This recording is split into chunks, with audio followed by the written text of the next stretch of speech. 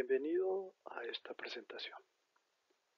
Soy el maestro en Ciencias Jesús Guzmán de León, profesor e investigador de la Universidad Autónoma de la Ciudad de México, que en colaboración con la doctora Alejandra Karina Pérez Jaimes, realizamos el trabajo de tratamiento nutricional en adolescentes con anorexia nerviosa. La anorexia nerviosa es un trastorno de la conducta alimentaria que se caracteriza por una restricción significativa de la ingesta de alimentos, lo que conlleva a un peso bajo muy notorio. Está relacionado estrechamente con un miedo inconsciente de ganar peso y la presencia de alteraciones en la autoimagen corporal.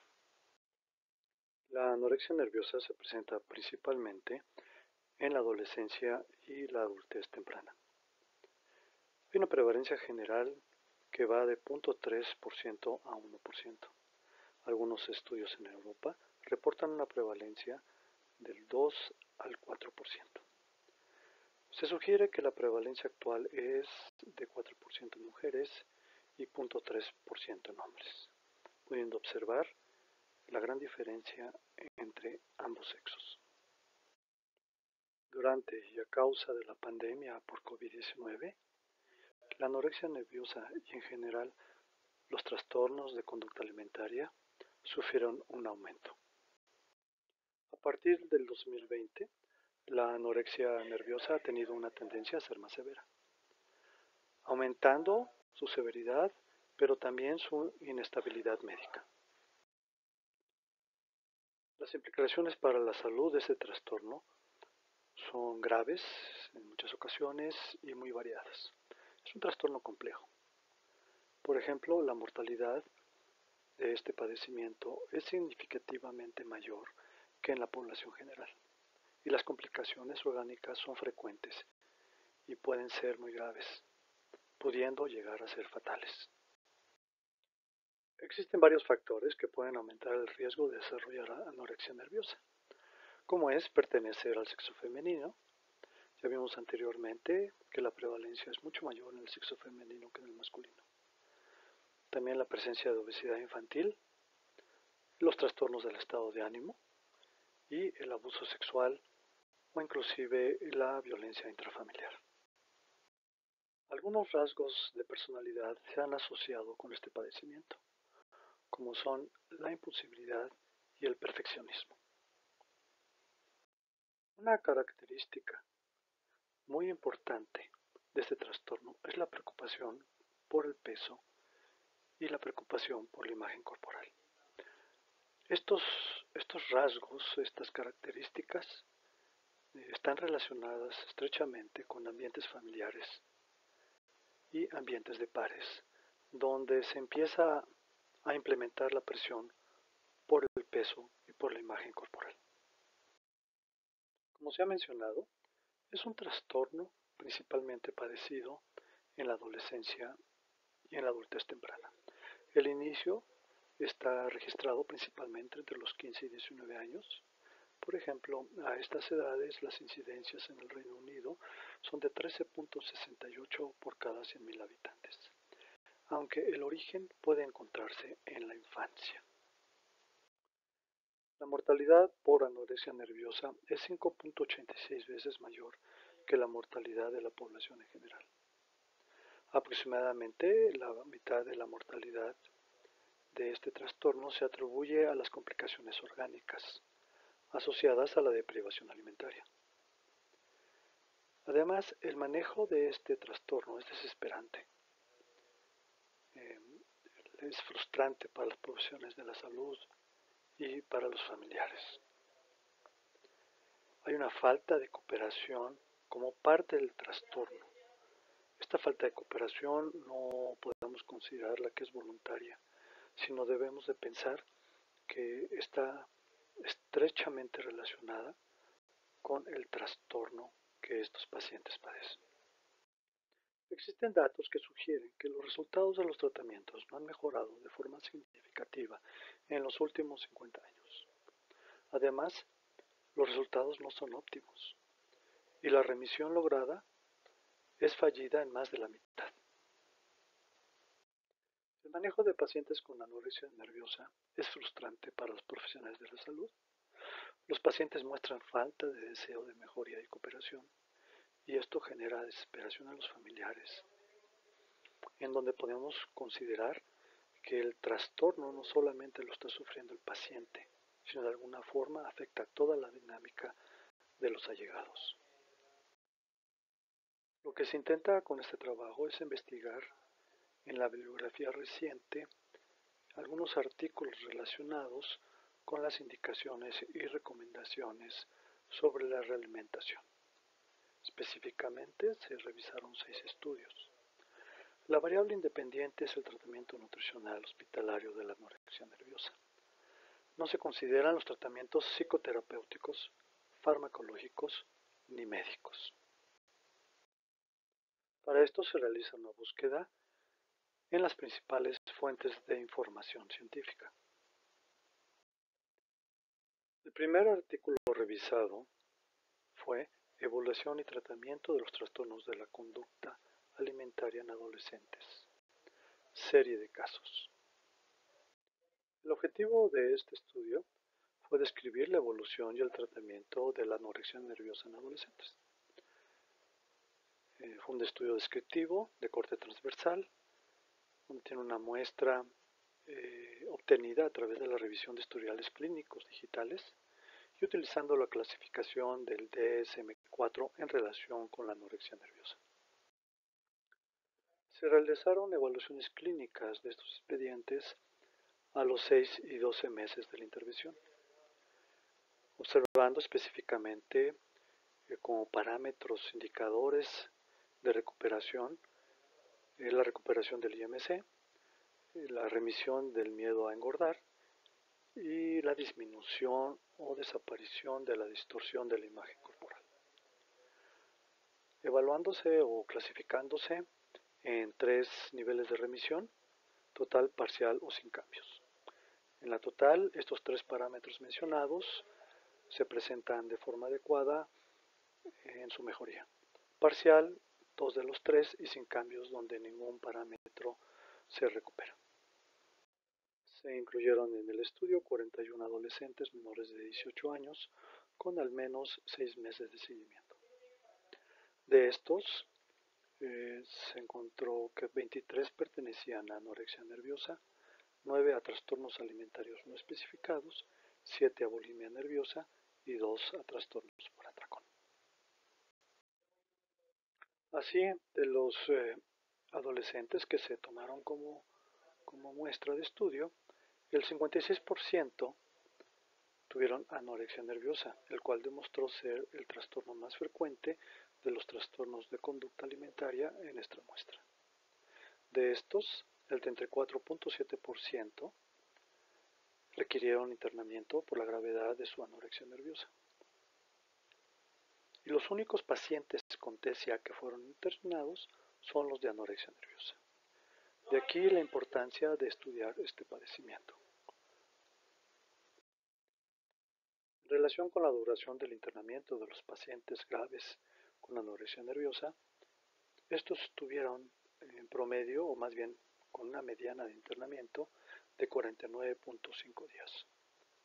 O sea que prácticamente estuvieron 2 meses en tratamiento intrahospitalario. La forma de evaluar la gravedad o el estado relacionado con el IMC fue en función de la puntuación Z. La mediana de los internados fue de menos 1.9 y de los ambulatorios de menos 1. En relación con la mejoría de estos pacientes, se encontró que en los internados, los pacientes graves, a los 6 meses ya habían logrado menos 1.2 de IMC y a los 12 meses menos 1.1. En relación con los ambulatorios, a los 6 meses se logró menos 0.1, pero a los 12 meses empezó a subir otra vez y se encontraba, a disminuir el IMC, a subir la gravedad del padecimiento y se encontró menos 0.7 de IMC.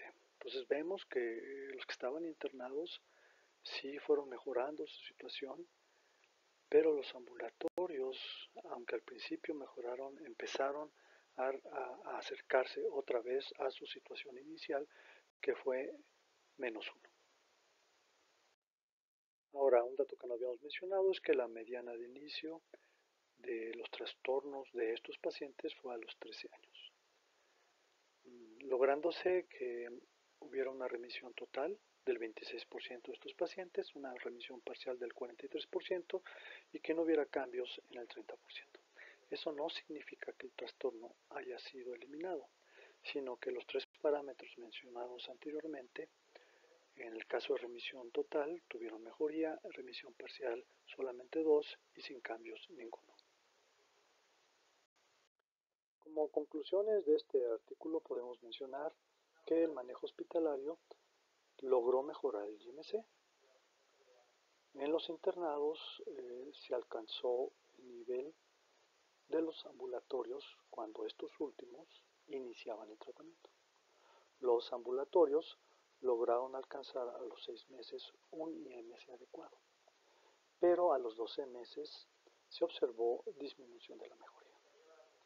Aunque se menciona que el manejo hospitalario logró mejorar el IMC, debemos de recordar que esta mejoría fue durante la observación de este trabajo que duró 12 meses.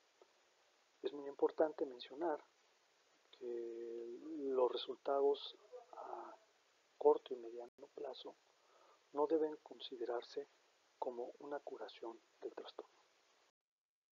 El segundo estudio revisado fue Rapid Renutrition Improves Health Status in Severely Malnourished Patients with AN.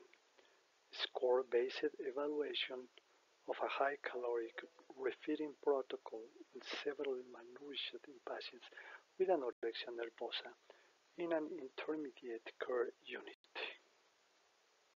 En el estudio anterior se evaluó el resultado general del tratamiento intrahospitalario de los pacientes con anorexia nerviosa. A partir de este estudio, lo que vamos a estar evaluando es la realimentación. Particularmente en este estudio se está evaluando el tratamiento intrahospitalario de la realimentación alta en calorías en pacientes con anorexia nerviosa severa en una unidad de cuidados intermedios. Se habla mucho de la problemática de la síndrome de realimentación en pacientes que han estado desnutridos, incluyendo a los pacientes con anorexia nerviosa. Generalmente el acercamiento es el dar una realimentación conservadora para evitar el síndrome de realimentación. Con otros estudios lo que estamos viendo, lo que estamos evaluando es la posibilidad de utilizar realimentación alta en calorías. En este estudio, la ganancia promedio de los pacientes fue de 4.1 kilogramos en 4 semanas de tratamientos. Como conclusión de este estudio, se ve que la realimentación rápida o alta en calorías parece ser segura, siempre y cuando exista una supervisión médica rigurosa y que se dé una suplementación de nutrientes, de micronutrientes como fosfato y tiamina y sustitución de electrolitos. Esto es, el síndrome de realimentación puede ser evitado con una buena supervisión y una suplementación adecuada. El siguiente estudio revisado es una comparación de ingesta baja en carbohidratos contra estándar en carbohidratos en niños y adolescentes con anorexia nerviosa, pero intentando conservar una realimentación alta en calorías. O sea, no se restringen las calorías, solamente se están haciendo una diferencia en porcentajes de carbohidratos y lípidos. Esto relacionado con la búsqueda de hipofosfatemia en niños y adolescentes con anorexia nerviosa.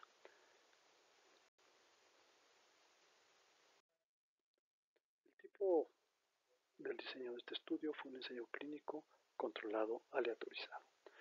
Su duración fue de 2 años. Los participantes fueron 23 niños y adolescentes con anorexia nerviosa. Y los grupos tuvieron realimentación oral con planes isocalóricos. La diferencia, como mencionamos anteriormente, fue el porcentaje de carbohidratos. Para este estudio se realizaron 2 grupos. Uno con carbohidratos con menos del 40% de la energía total y otro con carbohidratos del 50 a 60% de la energía total. En el primer grupo se aumentó el porcentaje de lípidos para cubrir las calorías totales requeridas. Se hizo el monitoreo de fosfato sérico y de la ganancia de peso. Los resultados de este estudio fue que en ningún paciente se desarrolló hipofosfatemia en ninguno de los 2 grupos. Hubo mayor ganancia de peso en el grupo con porcentaje estándar de carbohidratos y en la primera semana esta ganancia de peso fue significativamente mayor en el grupo mencionado. Se concluye así que una ingesta estándar en relación con las calorías necesarias para el paciente optimiza la rehabilitación nutricional. Esto es, no se requiere limitar la ingesta calórica. Se vio que las altas calorías, ya sean con carbohidratos al 50-60% o menores de 40%, no aumentan el riesgo de padecer hipofosfatemia por la realimentación. O sea, se evita el síndrome de realimentación. Pero esto requiere una supervisión médica rigurosa. Se debe mantener un seguimiento cercano, continuo, diario, de electrolitos y micronutrientes, además de la suplementación. El siguiente estudio es Short-Term Outcomes of the Study of Refeeding to Optimize Impatient Gains for Patients with Anorexia Nervosa. O sea, también seguimos evaluando esta situación de la realimentación. Se comparó la eficacia de la realimentación baja contra alta en calorías. Los parámetros evaluados fueron la eficacia, los resultados a corto plazo, la seguridad en relación con riesgos y complicaciones y el costo. La comparación de los costos de ambas realimentaciones.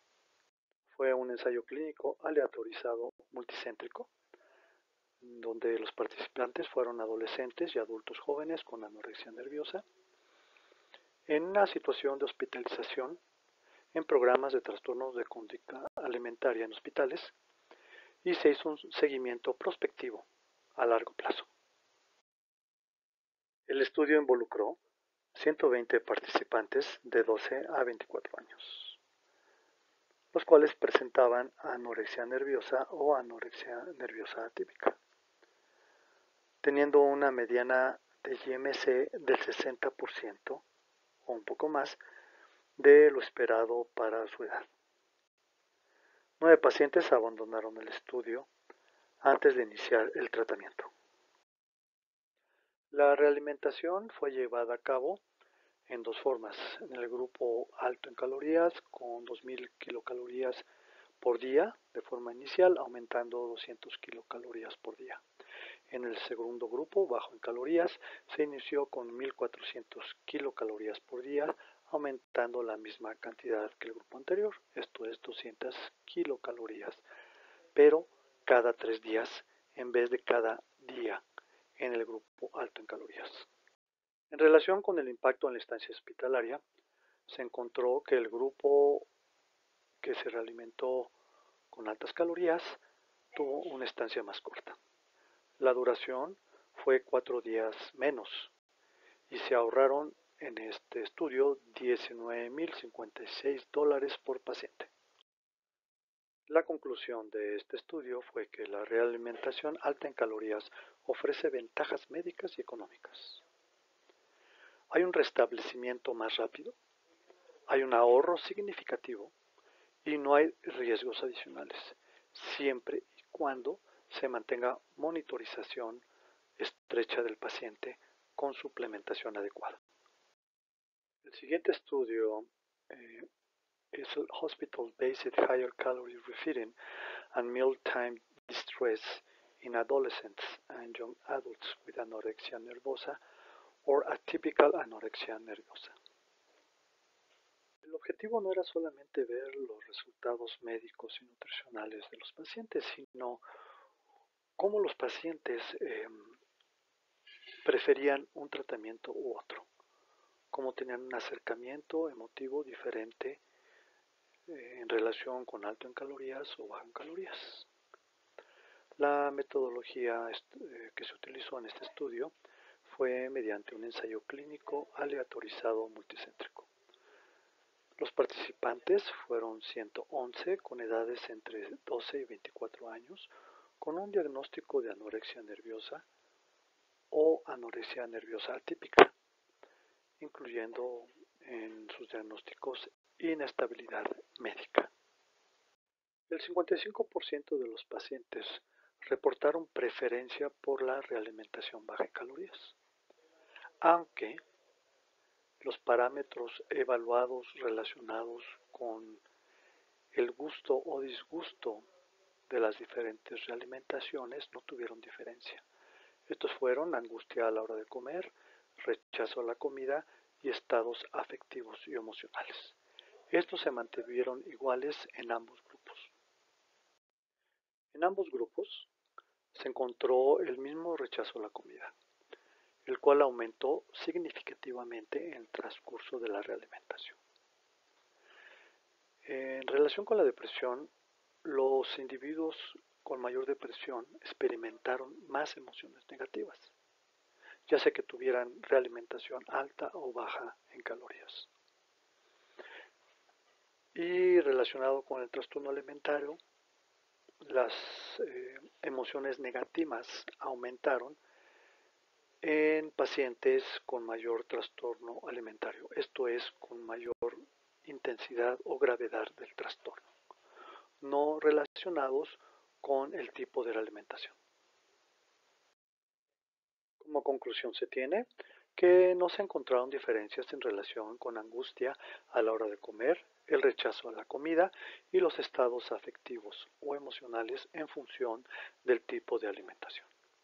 No se encontró evidencia que la realimentación alta en calorías tenga diferencia en aceptabilidad por adolescentes y adultos jóvenes con anorexia nerviosa y anorexia nerviosa atípica que la realimentación baja en calorías. Obviamente se requiere más investigación y hay que considerar siempre las necesidades individuales de cada paciente. En este estudio, el último de la lista, se compara los efectos que tienen fórmulas enterales con diferentes porcentajes de carbohidratos. Uno bajo en carbohidratos con aumento de lípidos y otro con carbohidratos a porcentajes normales, pero ambos tratando de hacer una realimentación rápida, o sea, alta en calorías o por lo menos en los estándares según el peso o los requerimientos de cada paciente. En este estudio los participantes se escogieron por aleatorización.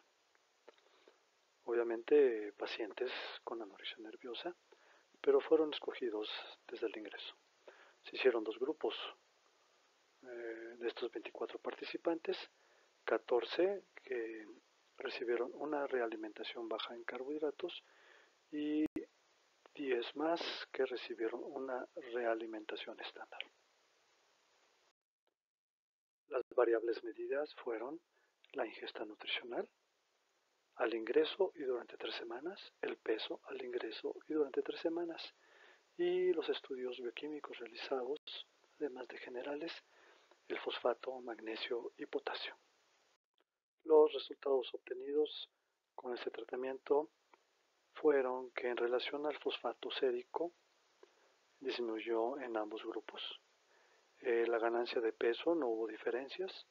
Los días para lograr la estabilidad tampoco hubo diferencias En cuestión a la hipocalcemia no hubo diferencias y la estancia hospitalaria no hubo diferencias.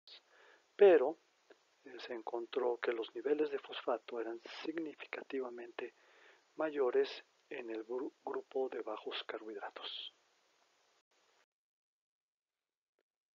Con la evaluación de esos artículos, hemos estado evaluando el tratamiento actual de la anorexia nerviosa de forma hospitalaria en pacientes graves. Estos pacientes requieren una atención importante, un seguimiento importante y un miedo que se ha tenido, o una precaución, no miedo, es la posibilidad de generar el síndrome de realimentación. El síndrome de realimentación ha sido considerado por mucho tiempo un punto de cuidado en la recuperación nutricional. Desde la Segunda Guerra Mundial se describe por primera vez este síndrome en la recuperación alimentaria de prisioneros que habían sufrido inanición severa. También posteriormente se observa que no solamente en la realimentación oral, sino en la alimentación parenteral, también se genera el mismo fenómeno, aunque con menos gravedad. Este síndrome de realimentación va a estar relacionado con la desnutrición severa y se ha considerado como una de las precauciones principales que han de tomarse en el tratamiento de los pacientes que sufren esta situación. En un estado de inanición existen cambios metabólicos importantes. Se incrementa la proteólisis y la gluconeogénesis. Cuando reactivamos la alimentación, o sea, cuando se inicia la realimentación, la nueva cantidad de nutrientes genera niveles glicémicos altos. Se aumentan los niveles de glucosa, lo que también genera que se aumente la secreción de la insulina. Ambos fenómenos van a producir que se genere una deficiencia de electrolitos, ya que a través de la absorción de la glucosa hacia las células, gracias a la insulina, también tenemos un movimiento de los electrolitos extracelulares hacia dentro de la célula, lo que va a generar básicamente el inicio de la problemática del síndrome de realimentación. Este fenómeno va a generar carencias de micronutrientes, por ejemplo, el potasio, el fósforo, el magnesio y la tiamina, además de otros. Esta situación, la movilización de electrolitos hacia el interior de la célula de forma aumentada, era la base en lo que se generaba o se genera el síndrome de realimentación. Esto hacía que se intentara, o hace todavía que se intente, una realimentación lenta. Pero con estos estudios se ha visto que no es requerido, no es requerida la realimentación lenta. Si se monitorea cuidadosamente los micronutrientes y además se suplementan según las necesidades, la realimentación puede llevarse a cabo adecuadamente con calorías no restringidas. Así, con la información revisada, se muestra evidencia que existe la posibilidad de una recuperación nutricional menos lenta, con planes alimentarios no restringidos dirigidos a ganancia ponderal más rápida, pero siempre y cuando se siga una monitorización estrecha de los parámetros bioquímicos y se tenga a la mano y se proporcione una suplementación nutricional de aquellos nutrientes que son la base del síndrome de la realimentación. Con respecto a los resultados en general de la anorexia nerviosa, con la realimentación intrahospitalaria, en donde estamos tratando de recuperar el estado nutricional de pacientes graves, eh, no significa que el trastorno esté solucionado. Lo que estamos dando son resultados a corto y mediano plazo adecuados, óptimos, que permiten la intervención de las diferentes estrategias para intentar solucionar este trastorno. Una realimentación adecuada y los beneficios que tenga no significa ni implica que el trastorno esté curado, pero tampoco significa que se disminuya el valor de esta realimentación. La realimentación óptima y rápida va a tener mayores beneficios que una realimentación lenta y hipocalórica. Entonces podemos concluir que la realimentación alta en calorías para pacientes hospitalizados por anorexia nerviosa es más benéfica en varios sentidos que la de baja en calorías. La realimentación que usa menos carbohidratos y más lípidos, pero manteniendo realimentación alta en calorías, muestra menos disminución de fosfato sérico. La monitorización y suplementación de los micronutrientes involucrados en la generación del síndrome de realimentación son indispensables para su prevención. Los beneficios obtenidos por una adecuada realimentación en pacientes con anorexia nerviosa grave no deben considerarse como definitivos.